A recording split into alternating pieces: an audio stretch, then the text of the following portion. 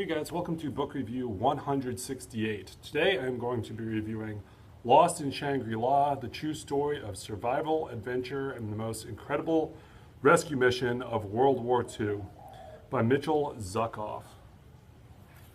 Now first of all, this is an incredible book. It tells kind of an obscure story, but a story of heroism, a story of tragedy, a story of daring do, a story of Shangri-La, of kind of two cultures at first contact. It's really pretty amazing. So, kind of the context for this book. It's a history book, sort of. It tells a historical story set in World War II in the Pacific Theater, specifically in New Guinea. And I believe it's Irania, New Guinea, not Papua New Guinea. Towards the end of the war in the Pacific, the Allied forces had retaken most of Indonesia, and pretty much all of Indonesia, and were fighting in the Philippines. And they used the previous Dutch fort and Japanese military base of Hollandia on the coast of New Guinea as a place to launch further missions and just be a big supply depot. Now, something about New Guinea at this time period was most of the coast was pretty well known and well discovered because you could just take ships around it.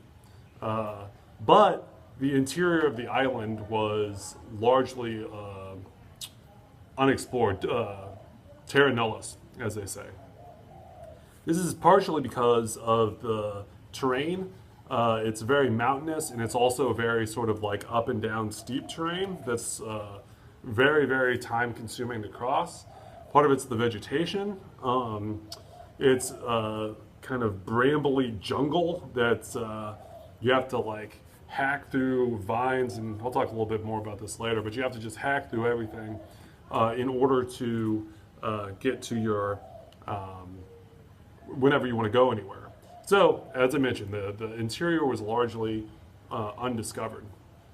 But as sort of a form of recreation, the Allies would fly missions in airplanes over the top of some of these mountains and explore different areas, see different mountain peaks. But probably the most famous one that is lost in Shangri-La, the Shangri-La Valley, which I believe was later renamed because everything's named Shangri-La Valley, but I can't remember what it's renamed as.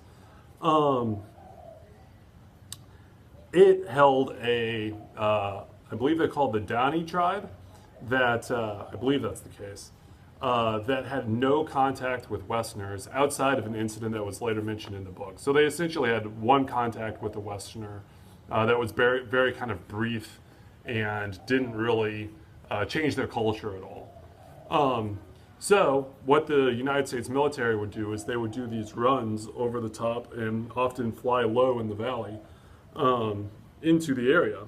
Now that being said, even though it's a valley, it's surrounded by very high, steep mountains. So it was always kind of a gamble in order to get into the valley. There's also quite a bit of fog and cloud because it's at a higher elevation that just kind of run straight into the mountains, so visibility is often a problem when going around this area. So let's set our cast of characters, I guess you'd say. So the person that really founded this was the man under General MacArthur, who ran the Pacific, a man by the name of Colonial Ray T. Elsmore. And he was kind of a gung-ho wildcatter in terms of he was militarily disciplined, but he always had his sort of side interest. One of these side interests being discovering new areas, et cetera, et cetera, et cetera. So he was the one that really claimed to found the valley, even though, as again, there was this man named Archibald that had actually found it about 3 years before, but they didn't know one another. So he founded the valley, and it was always kind of harrowing, and so eventually they run enough of these missions. There's going to be an accident. And that's where the story really takes off. So the pilot of the craft was a Prosen, who I believe was from Texas. Colonial or Colonel Prosen. Let's see if I can find him. No, he's over here. Yeah, Colonial Peter J. Prosen. Sorry about the airplane. Speaking of airplanes, and his first co-pilot, I guess you'd say, Major George H. Nichols. And I believe they took about maybe 25 people on this airplane. Some of them being friends, two of them being brothers in John McCullough, and then what's his brother's name? John and Robert McCullough. I believe Robert McCullough was the one that survived. I'm kind of giving myself away a little bit here. No, John McCullough was the one that survived. That's bad. So there was a plane crash. A little bit of it was placed on Prosen, the pilot, because he should have known that this was kind of dangerous flying territory. But he went back to actually talk to some of the passengers. They had already kind of skirted the valley or whatever and kind of were on their way out, but couldn't get enough like leverage over the top of this mountain, and eventually hit the treetops and then kind of ran straight into it. So Prosen was kind of entertaining his guests in the back while leaving his less experienced pilot, Nicholson, to man the aircraft, which some say was a mistake. It definitely could have been, but also like you can't know alternative history, so they may have crashed it anyway. Who knows? But the bottom line is that the airplane crashed and there were only 3 survivors. Let me get the names right. Margaret, oh gosh darn it, where is it? Margaret Hastings, Ken Decker, and John McCollum. Wow, I remembered that. Okay, so 1 woman and 2 men, and Robert McCollum, John McCollum, gosh darn, because they were twin brothers, Robert and John McCollum, and so sorry for this. Yeah, John McCollum was the one that survived. So tragically, John's brother Robert died in the plane crash, along with I think it was like 22 of the 25, something along those lines, other passengers on board. And really, the only reason why the 3 of them survived was they were in the far back of the airplane, where the impact, I mean, you're talking about an airliner running into, even if it isn't going at full speed, into a mountain. Now, it's not like going like this, it's more going like up the side like this as it tries to gain altitude, but still, I mean, I'm talking hundreds of miles an hour. Yeah, so, and interestingly enough, John McCollum was the only one that was not hurt in any way. He had a few scrapes and scratches. Margaret Hastings, the woman that survived, had massive burns all over her legs that eventually started pussing up. And being in the tropics, me being in the tropics right now, I know this, I'm in Indonesia. If you let stuff bleed and you don't get treatment, like you don't get an antiseptic or an antibiotic or something like that, you're going to get gangrene. And that it can be deadly, particularly if it's like wet gangrene. And so she was under heavy risk. Probably the most injured was Ken Decker.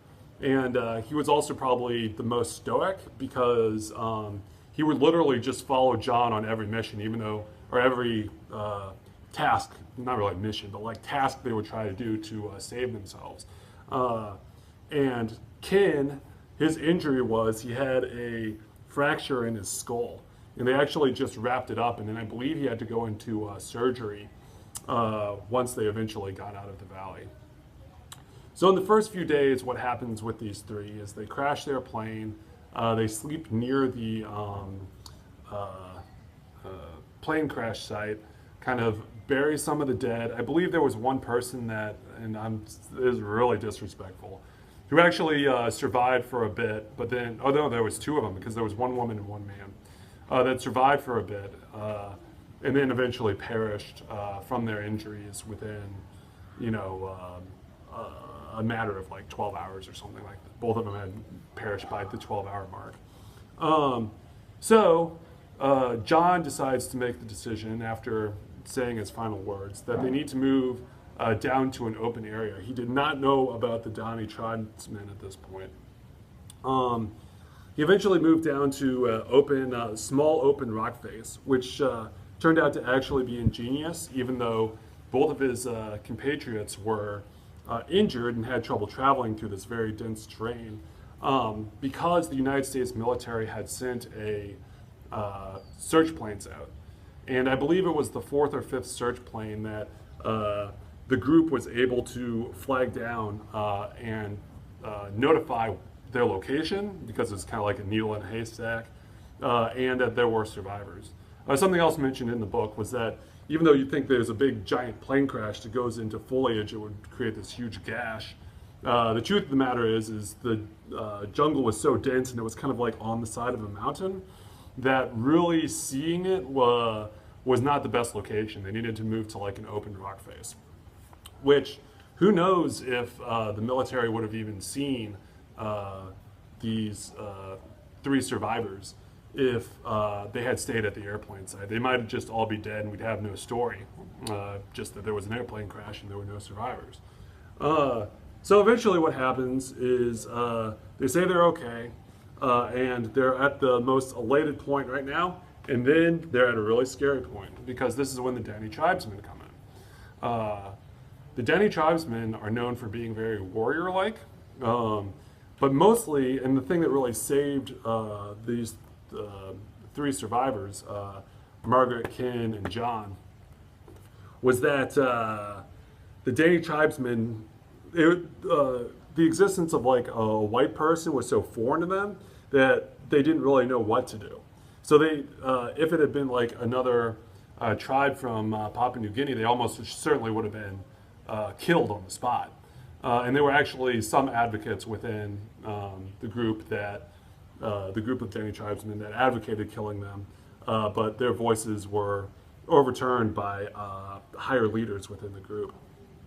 The second thing is that the Donny tribesmen have a legend that a white being, or white ghost, god, whatever you want to call it, will come down and change their culture. And ironically, even if you don't believe in the animistic religion of the Donny tribe, I think I'm saying Donny tribe, right? I think that's the name of the tribe. Ironically, this did actually happen, not just with this, but like after World War II, the influence of the West came in and really changed their culture. But on first, they just kind of used, first contact, the two groups just kind of used hand signals. I think they eventually got some food out of the Donny tribesmen. There was like taro root and stuff. But really they didn't need it very much, because even though the United States Army, or military, had no way of, no plan at this point for evacuating them out of Margaret, John, and Ken, out of the valley, what they could do is they could drop air supplies in. And they dropped a lot of air supplies, like things that you didn't necessarily need. Like, I think I'll maybe dropped a bathtub at some point. I mean, this is all via parachute, because it's obviously you can drop stuff in, but like extracting them out is a lot harder. So really, by the time the rescue mission happened, they were in a fairly good state. They also dropped medical supplies, including the antiseptics I was talking about, and the morphine. The one thing that Margaret complained about is they didn't drop undergarments, or ladies' undergarments, or pantyhose, which you wouldn't think would be a big thing, but like just in terms of rotating your clothing so that you feel fresh and don't feel disgusting, it's actually quite large, particularly when you're in such a precarious circumstance like these three were in. So the United States leaves no soldier behind, so they eventually, or they had to figure out how they're going to get these three people out of the valley. There were a couple things proposed. One was there was a lake that I think was maybe like 50 kilometers or 40 kilometers away that they could land like a seaplane on. The problem with this is that the seaplane was so high, or the lake was so high that the seaplane, unlike other planes, might have had some problems coming in and coming out. Now, the same definitely went for helicopters. This was kind of in the early stage of helicopter technology.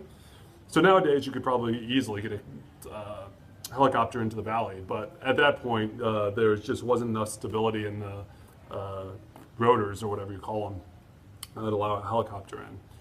Third idea was to march all the way in and march all the way out, but that would be going over like 200 or 300 kilometers, maybe even more.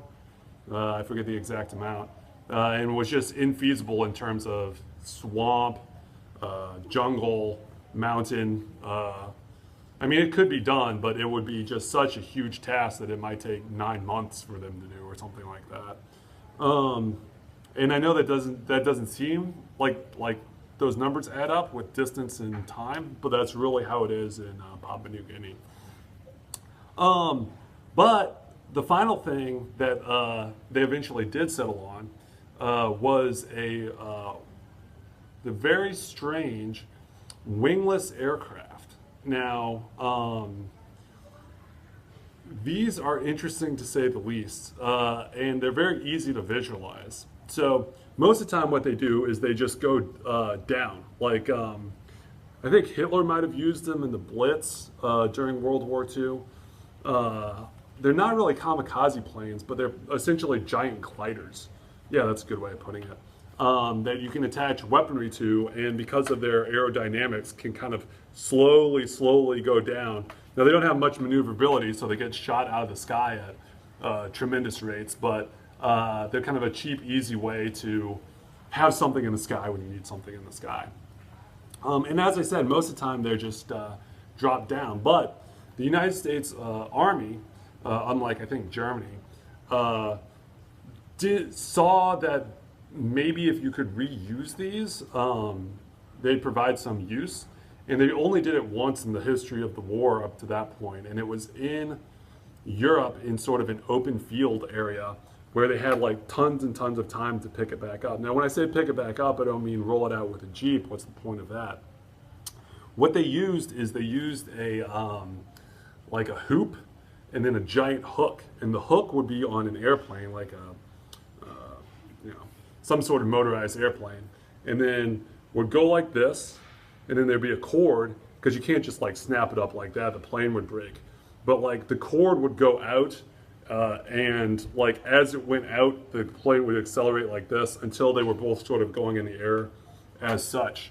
And again, it was sort of, to me, it almost reminds me of like something the Wright brothers would do. Just kind of crazy aeronautic kind of stuff. Let's see if I can't find the name of the guy that led that.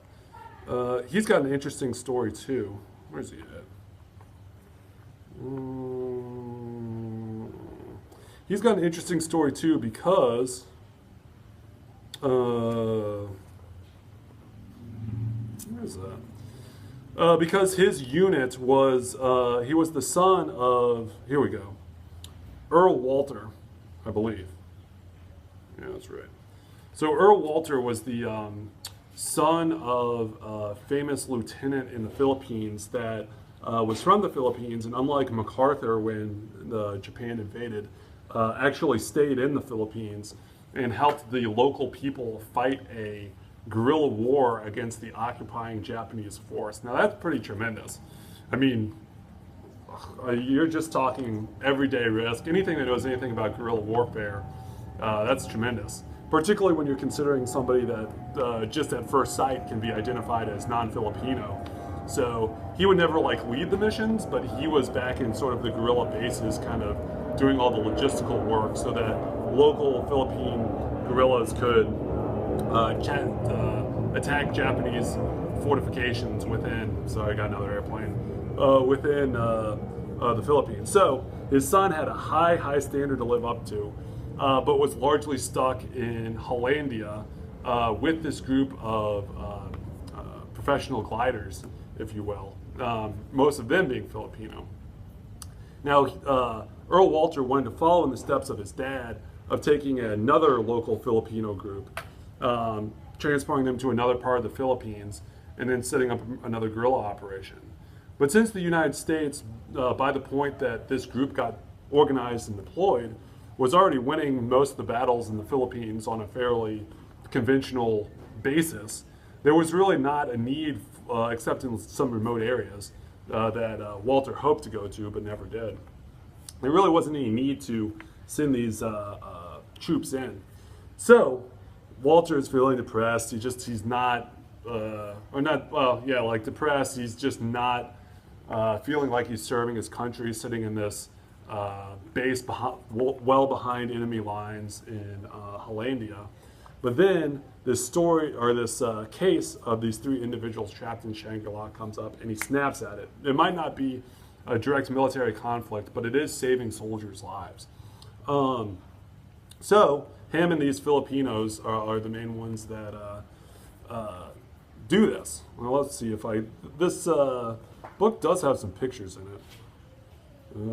But see, I'm not going to be able to find where it is. Oh yeah, Henry Palmer. I'll have to remember him too.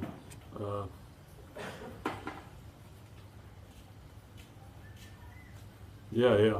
So they essentially used these 3 this plane 3 times. It was called the Fanless Faggot, which is not really a PC name nowadays, but they landed 3 times in the valley.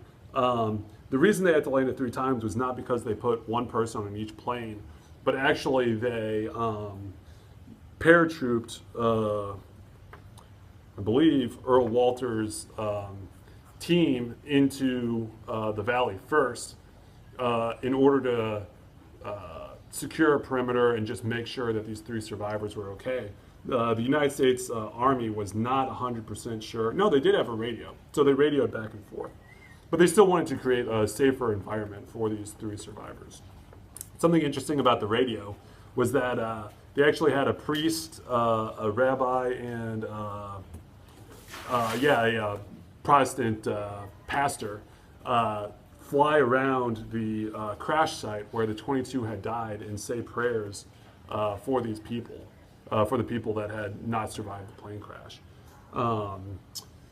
But that's kind of a little earlier in the story. By this point, they're ready to be picked up. So 15 in, created contact. They moved to an area that has a little bit more, the 3 survivors and the paratrooper crew, to an area that has a little more open ground. They used the Fanless Faggot in a situation that's never been used before, and quite dramatically pull the 3 people out of the valley. Well, the 3 survivors out of the valley, as well as the, I think, 12 or so paratroopers in the valley too. It should also be mentioned, let's see if I can find it in the book. There were 2 among the paratrooper crew that were very important because they were medics that could further treat wounds in a way that, I think this might be it here. Yeah, Camille, I'm glad I found the names. Camille Ramirez, Custodio Alerta, Don Uiz, and Johnny Javellano. Yeah. And so they helped treat the victims. They eventually got them out of the valley. The 3 of them go on to temporary stardom for about a year or so. Margaret, because she was a woman, and that's kind of a more intriguing story, I guess, was the one that had the most fame, and even had a while that a movie might have been made about her, but I don't think it ever got off the ground. She was in a parade in New York City. And interestingly enough, the 3 of them, I believe, not John Decker. Dang it. Because you got John McCollum. Oh yeah, Ken Decker. Yeah. No, they both lived a long time. Yeah. John McCollum and Ken Decker both lived a while. I think Margaret Hastings died in like the early 1980s or something like that. But as of this writing, both of them, and then Earl Walter, the guy that led the mission to get them out of the valley, that was in the valley with them when he parachuted in with the other Filipinos, they all survived. You can see there's the picture of them right there. Oh, I guess I forgot to mention the filmmaker. Just as a little amendum, and then we'll close this out. There was a filmmaker that was like this eccentric guy that had essentially barreled out in or bottomed out in Hollywood. Oh, where is he? Hopefully I can find him. That had bottomed out in Hollywood